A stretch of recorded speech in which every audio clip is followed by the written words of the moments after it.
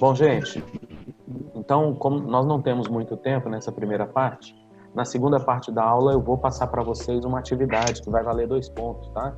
Vocês vão me entregar na próxima semana, na próxima aula, ok? Até a próxima aula. Quem quiser entregar antes, pode entregar, não tem problema não. Essa atividade está relacionada à nossa atividade diversificada, ok? Então vai ser a primeira atividade de vocês, depois vocês vão ter uma valendo 1 ponto. E a gente está estudando ainda como é que vão ser feitas as avaliações, as provas, tá? A gente ainda está verificando aí, até o dia 5 de abril a gente já tem uma posição para vocês. Bom, na última aula nós falamos das corridas de meio fundo, né? E hoje a gente vai conversar, então nós já tratamos de corridas de velocidade, corridas de meio fundo, corridas de fundo. Nesse intervalo eu já integrei algumas provas que são de fundo, as provas de 3.000 metros com obstáculos e as provas de velocidade com barreiras. Hoje a gente vai falar das provas de fundo, as corridas de fundo. Então, o que são corridas de fundo? São provas de longa distância, de longa duração, tá? E que tem como objetivo fazer com que o atleta ele percorra a maior distância possível no menor tempo. Então, nas corridas de fundo, o objetivo é correr a distância especificada definida em prova no menor tempo possível. São provas que vão requerer do atleta, do corredor, uma alta resistência, ou seja, o limiar aeróbio ele vai ser utilizado como fonte de energia principal. Em alguns momentos eu vou falar sobre isso, tá? Isso não quer dizer que o limiar anaeróbio ele vai ser desprezado durante a corrida de fundo, tá? Mas a fonte de energia prioritária está relacionada ao limiar aeróbio. Isso vai exigir do atleta que ele inicie os treinamentos para a competição com muita antecedência, com grande antecedência. Por quê? Tem que ser feito um trabalho cardiorrespiratório muito intenso, muito grande, uma vez que a maior fonte de energia que o atleta vai utilizar na prova está relacionada à obtenção do O2 e à eliminação do CO2 no processo respiratório. É diferente das provas de velocidade, né? Que o limiar anaeróbio ele é a fonte de energia principal. Então, as fontes de ATP, ATP-CP são fontes de energéticas que são utilizadas prioritariamente nas provas de velocidade. Mas nas provas de fundo, limiar aeróbio. Bom, nessas corridas, uma característica muito grande dessas corridas é que o atleta precisa desenvolver passos regulares. Por quê? Por se tratarem de corridas de longa duração, a velocidade não é o aspecto principal, mas sim a regularidade da corrida. Então, o atleta ele precisa dar passadas regulares, passadas amplas, e geralmente essas passadas começam com o calcanhar e encerram-se na ponta dos pés. Por que isso? Em função da biomecânica do movimento. São passadas largas, então ele ataca com o calcanhar, passa pela meia planta do pé e termina a corrida na ponta do pé. Isso é a postura regular e genérica da prova, tá? É claro que cada atleta deve desenvolver uma postura que gere mais conforto para ele durante a corrida. Nas corridas de fundo, joelho não se eleva muito, braço também não se eleva muito, mantém a postura do braço flexionado e paralelo ao corpo, e o pêndulo feito com o braço ele é idêntico ao pêndulo desenvolvido nas corridas de velocidade, tá? Com a diferença de que ele se eleva menos. Essas corridas elas são caracterizadas por terem uma velocidade que varia de 22 km por hora até 19 km por hora. Observem aí que a gente parte da maior velocidade para uma menor velocidade. Por quê?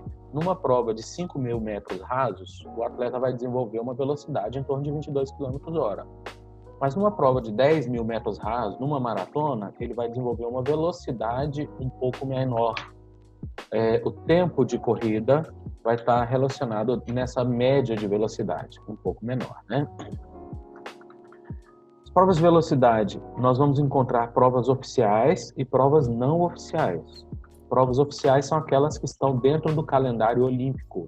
Provas não oficiais são aquelas que estão fora do calendário olímpico, podendo estar dentro do calendário olímpico. Então, nós vamos ter 3 provas oficiais. A prova de 5 mil metros rasos, a de 10 mil metros rasos e a maratona. A maratona com um percurso de 42.195 metros. E as provas não oficiais são as diversas corridas de rua que a gente encontra hoje no Brasil e no mundo. Eu coloco aqui um exemplo que é a corrida de São Silvestre, mas a gente tem meia maratona do Rio, volta do Lago, enfim, volta da Pampulha, várias corridas que não são oficiais.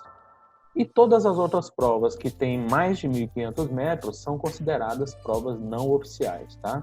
Repito, podendo ou não estar no calendário olímpico, no calendário de uma Olimpíada. Bom, a prova de 5 mil metros rasos é uma prova olímpica, uma das provas mais clássicas também dos Jogos Olímpicos, e ela é disputada desde os Jogos Olímpicos da Antiguidade. Então, ela não foi uma prova que nasceu nos Jogos Olímpicos da Era Moderna. Desde a Antiguidade ela já existe. Porém, quando os Jogos Olímpicos da Antiguidade foram suspensos e iniciaram-se anos depois os Jogos Olímpicos da Era Moderna, ela entrou no calendário olímpico somente na Olimpíada de Estocolmo, em 1912. Antes disso, essa prova ela acontecia em alguns países. Os países mais disputados, os países que tinham maior presença de atletas, eram provas disputadas nos Estados Unidos e na Inglaterra, e essas provas aconteciam com o objetivo por apostas. Eram apostas em dinheiro mesmo que se faziam com os atletas. Prova de 5 mil metros rasos requer que o atleta dê 12 voltas e meia na pista de atletismo. Então, se vocês calcularem aí, considerando uma pista com 400 metros, dividindo por 5 mil por 400, vai dar 12,5. Ou seja, a largada da pista, da prova, acontece ali na altura dos 200 metros, ok? Depois que correr os 200 metros, o atleta tem que dar mais 12 voltas na pista. Primeiro campeão de uma Olimpíada nos 5 mil metros rasos foi um finlandês. Na verdade, nas primeiras Olimpíadas, os finlandeses dominavam essa competição. Esse finlandês, Hannes Collerham, ele foi o campeão da Olimpíada de Estocolmo em 1912, nos 5 mil, e ganhou também os 10 mil metros rasos. Tá? A primeira campeã foi uma chinesa, Wang Junxia. Ela foi campeã na Olimpíada de Atlanta em 96, que é o ano em que a prova começa a ser disputada também por mulheres. Atualmente, o campeão dos 5 mil metros rasos é o Mo Farah, um Grã-Bretanha.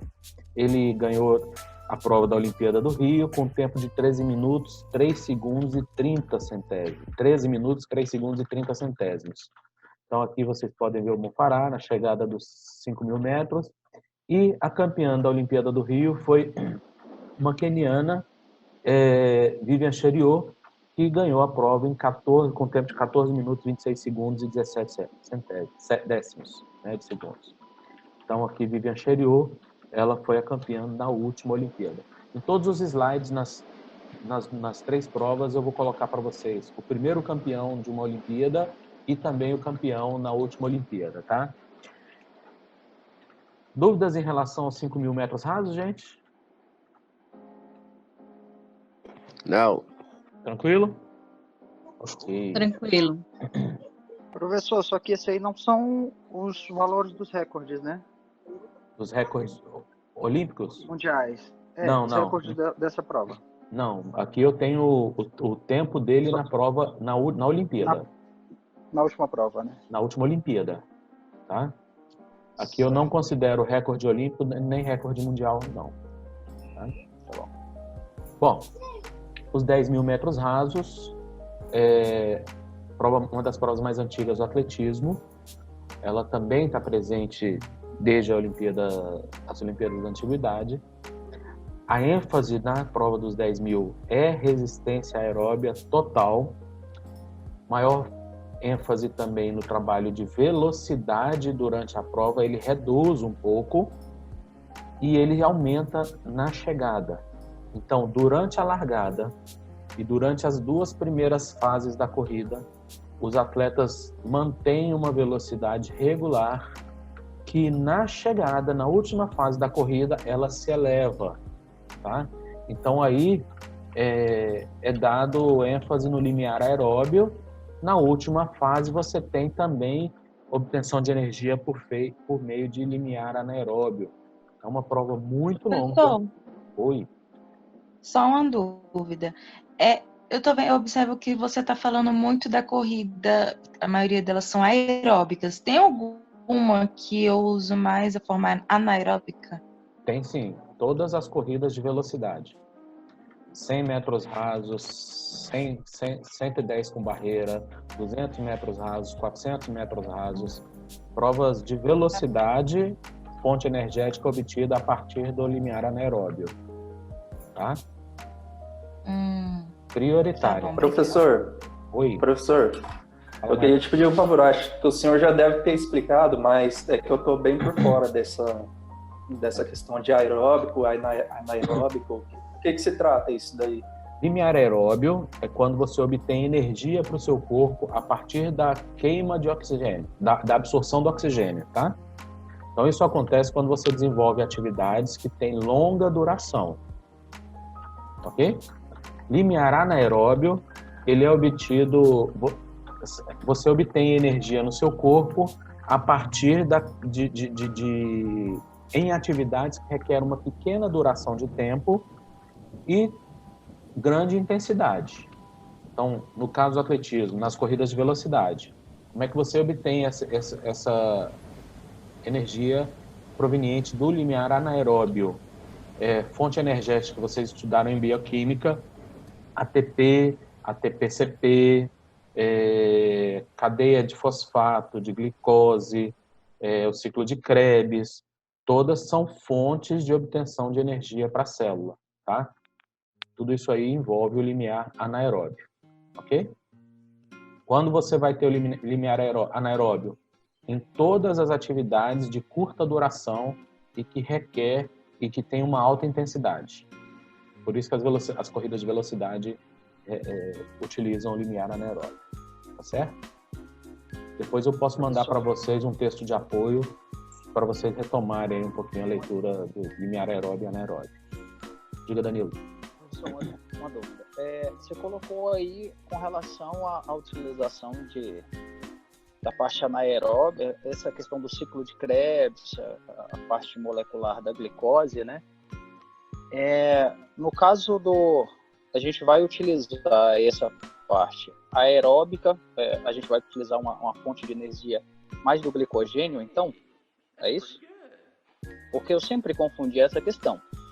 Quando a gente vai usar o ATP, se é no exercício resistido ou se é a parte de atividade com bastante resistência, por exemplo, a corrida de longa distância. Pensa assim, ó, toda atividade que tem longa duração, fonte energética prioritária, número 1, vem a partir da absorção de oxigênio, tá? Respiração celular. Respiração celular. Toda atividade que tem curta duração, você utiliza outras fontes de energia, tá? Mas na atividade aeróbia, a fonte de energia prioritária a partir da absorção de oxigênio, tá? A célula busca energia, em primeiro lugar, a partir da absorção de oxigênio. É claro que tem várias outras fontes de aproveitamento do oxigênio, mas na atividade aeróbia, o trabalho respiratório, ele é a fonte prioritária para a obtenção de energia.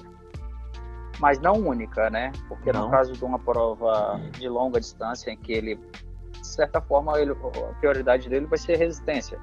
Mas ele também tem que ter um trabalho de força regular para você manter um ritmo, né? Eu vou fazer a utilização, então, de uma forma secundária das outras fontes de energia. Secundárias. Fonte de força regular você vai ter em todas as provas, tá? Sendo que em algumas você tem um trabalho de potência mais intenso, provas de velocidade e provas combinadas, e você vai ter um trabalho de potência menos intenso, que ele vai ser intensificado no final da prova, por isso que a pessoa que fala-se de sprint final, você vai ter nas provas de velocidade, de resistência. Mas a fonte prioritária de obtenção de energia é O2, tá? Absorção do oxigênio, eliminação do gás carbônico. Tudo bem? Você vai ter também, por exemplo, a glicólise. Por isso que nas provas de longa distância, uma maratona, por exemplo, os atletas eles se alimentam prioritariamente de carboidrato nos dias que antecedem a prova. Comem muito carboidrato, tá? Por quê? Porque ele vai precisar dessa fonte energética, né? Então, na hora da prova também você tem a ingestão de carbo, né, em gel, que é de rápida absorção. E percebam também que são provas em que há uma desidratação muito grande. Então, durante a prova, o atleta precisa repor líquido.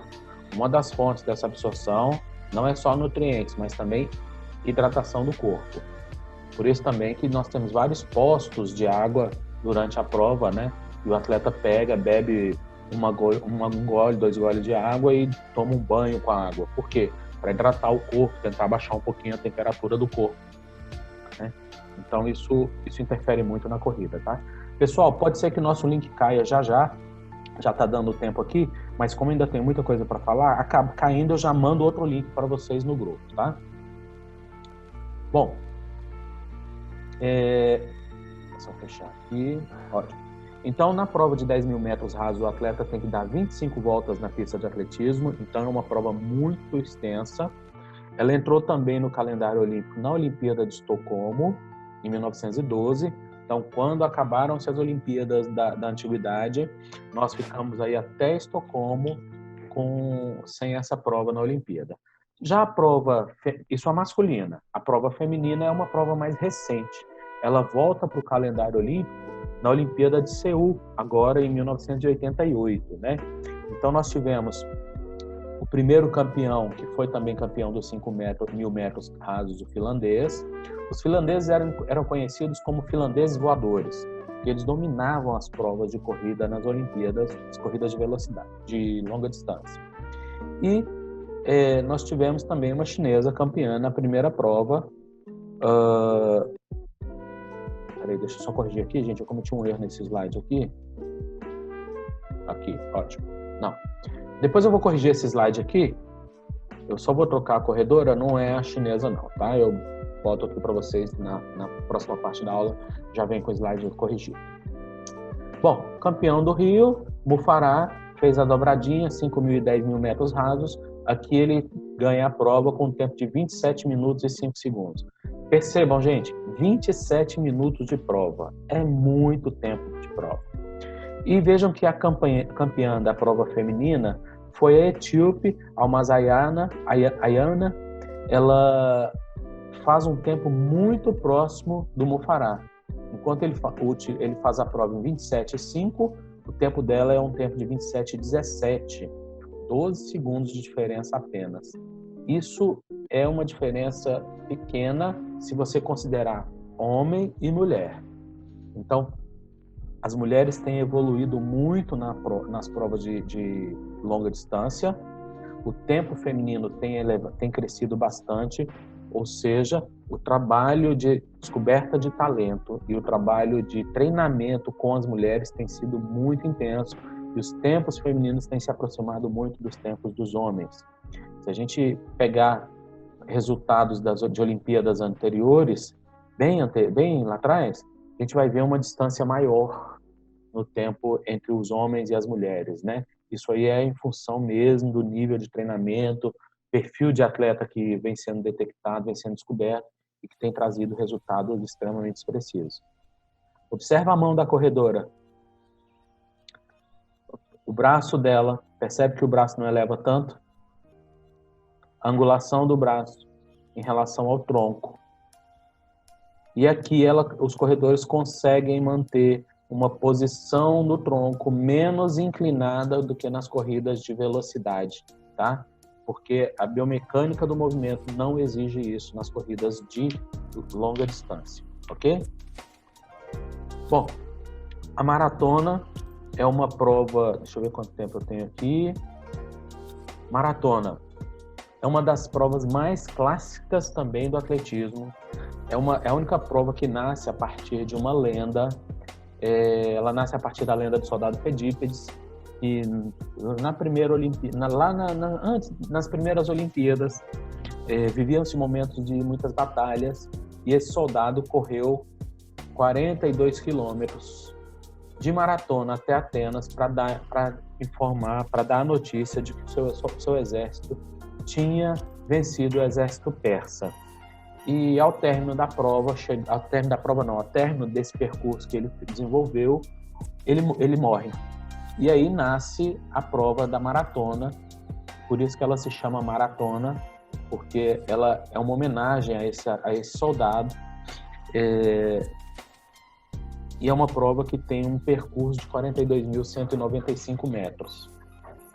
Uma característica importante da maratona é a seguinte: nas Olimpíadas, ela sempre vai começar na rua.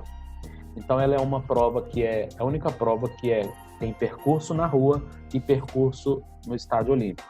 Então ela sempre vai largar na rua e sempre vai chegar no Estádio Olímpico.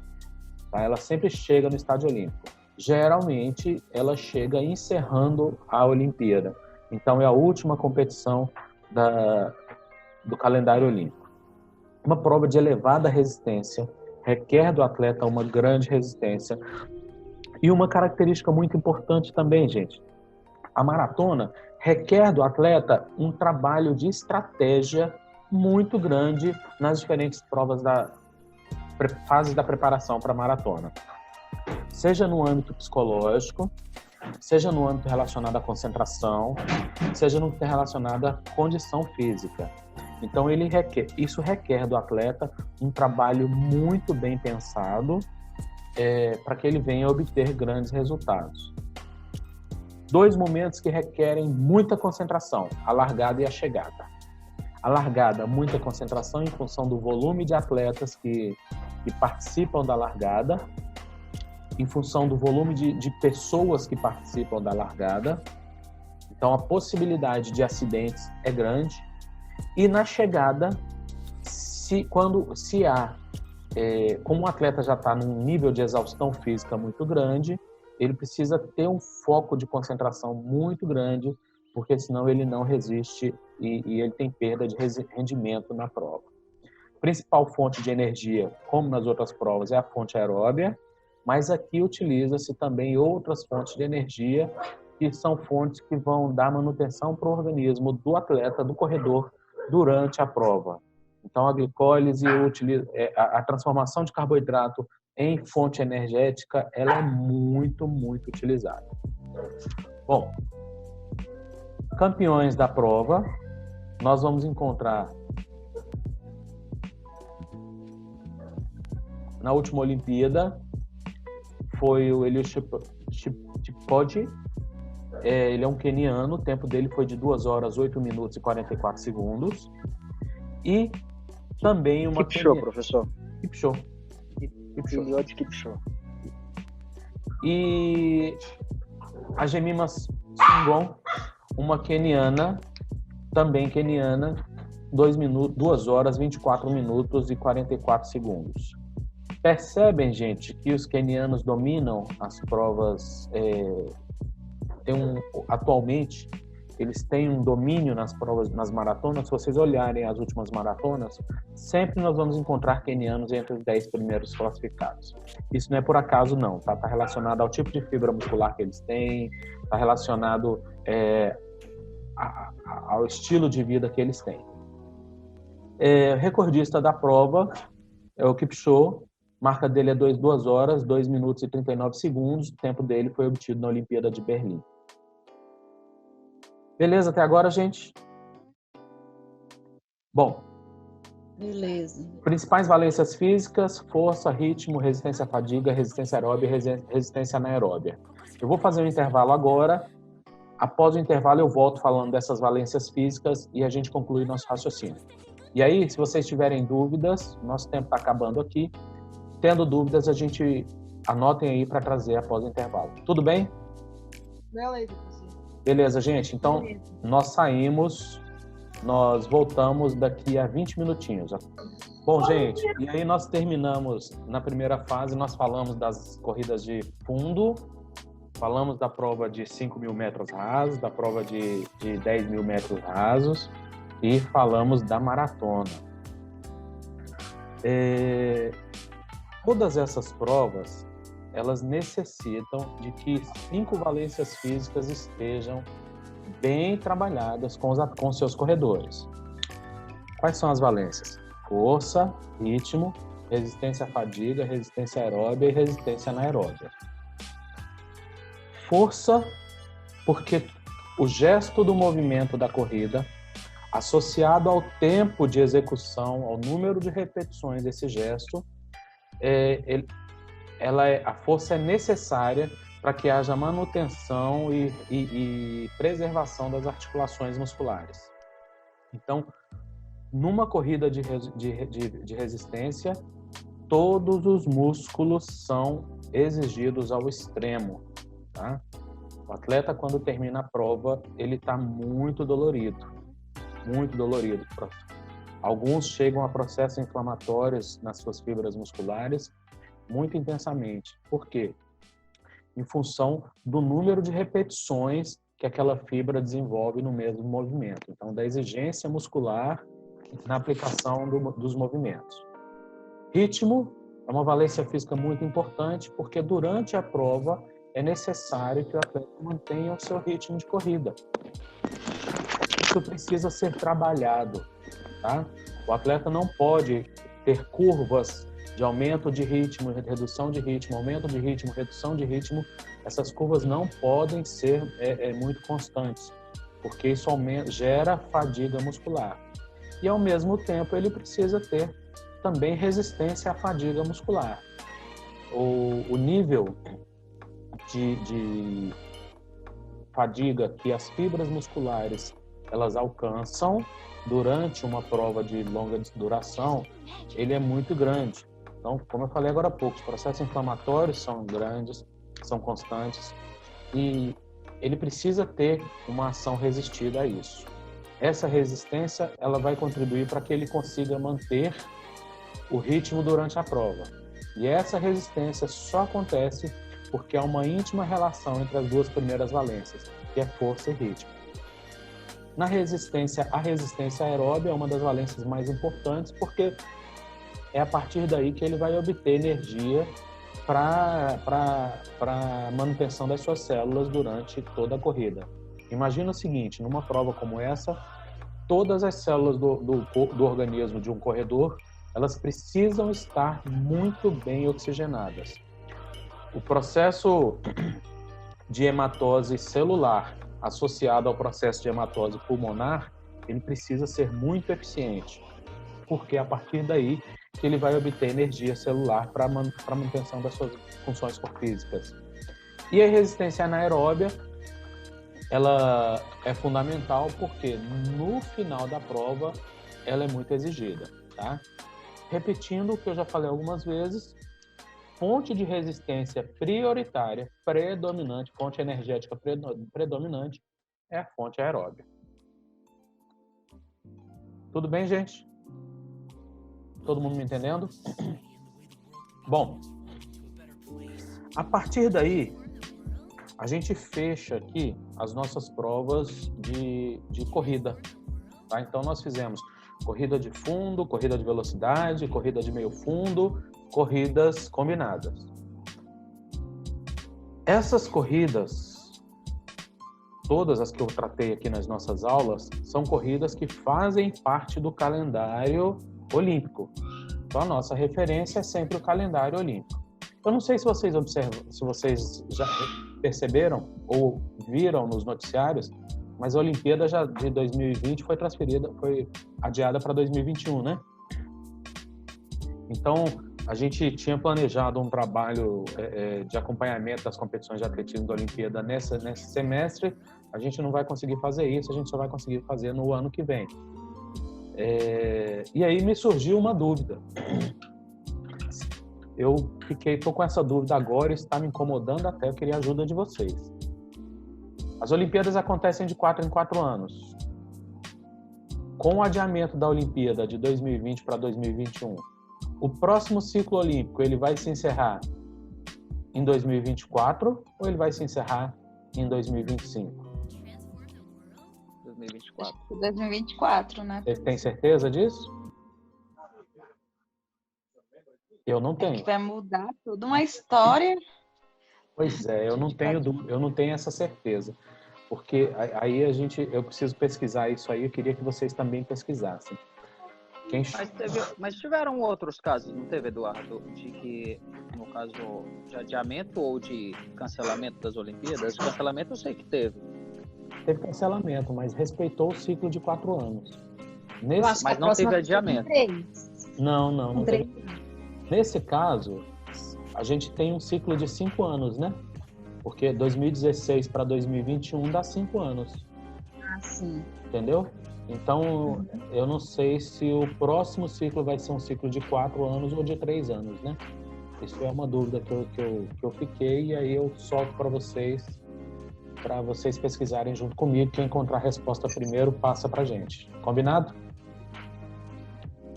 Bom, e aí eu vou passar agora para vocês uma atividade que vocês devem desenvolver. Essa atividade vai valer 2 pontos. Recebo a atividade até a próxima segunda-feira, tá? O que vocês vão fazer? Vocês vão pegar todas essas corridas que nós trabalhamos, vão escolher ou as corridas de velocidade, ou as corridas de meio fundo, ou as corridas de fundo. Suponhamos que você tenha escolhido as corridas de fundo. 5.000, 10.000, maratona. Você vai construir um infográfico e vai me enviar esse infográfico por e-mail. Professor, eu não sei fazer infográfico, eu não sei nem o que é. Vamos atrás, vamos pesquisar. Infográfico são informações bem sintetizadas, mas que são construídas a partir de aplicativos, de softwares. Então, eu vou passar uma lista de aplicativos para vocês que vocês poderão utilizar na construção desses infográficos. Requer criatividade e requer conceito.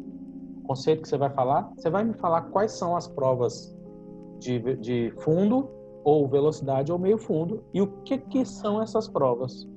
Você vai jogar no infográfico. Eu vou mandar para vocês alguns exemplos de infográficos para vocês terem algumas noções, tá? Deixa eu achar um infográfico aqui e mostrar para vocês. Só um minutinho. Dudu, Oi? e se caso, tipo, por exemplo, tiver 2 alunos que repetiu o mesmo trabalho, tem algum problema? Tipo, velocidade, e outra pessoa pegar também e fazer de velocidade? Até porque vai repetir, não tem jeito. Não tem problema. Você não vai repetir as informações do trabalho, né? O mesmo texto, né? Porque aí eu vou precisar saber quem fez.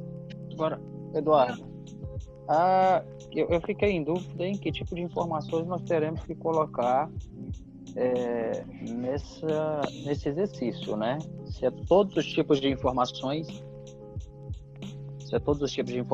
que nós encontraremos, ou eu ficou meio vago. Vamos lá, 3 informações básicas. Você escolheu as corridas de meio fundo. Então, primeiro, o que são corridas de meio fundo?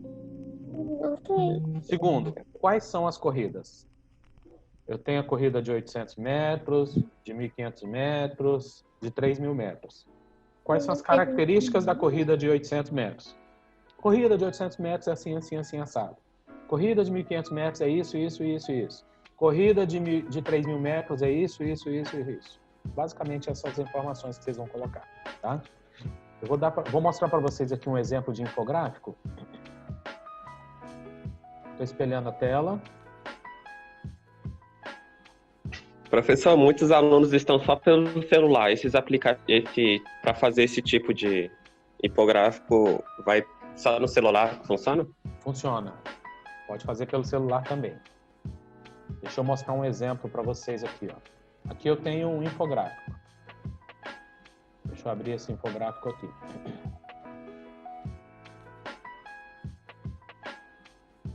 Um minutinho que tá abrindo, tá?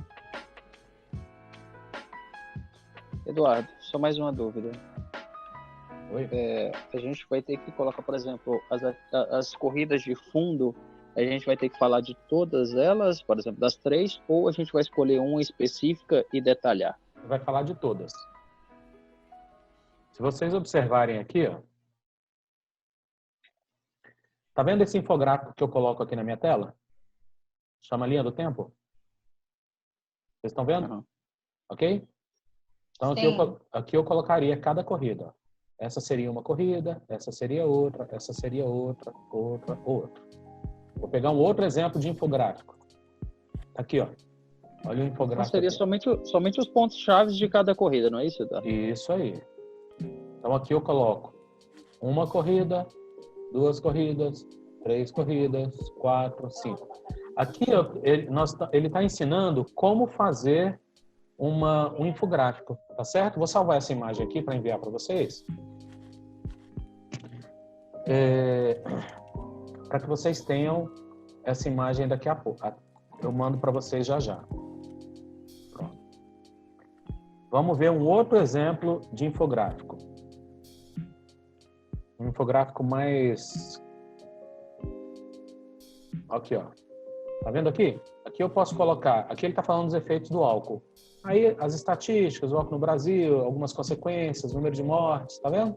Então ele está trazendo uma informação dentro das suas diferentes linhas relacionadas a essa informação. Então eu posso usar vários tipos de infográficos. Isso aqui já está praticamente pronto no aplicativo, nos aplicativos que vocês vão utilizar, tá?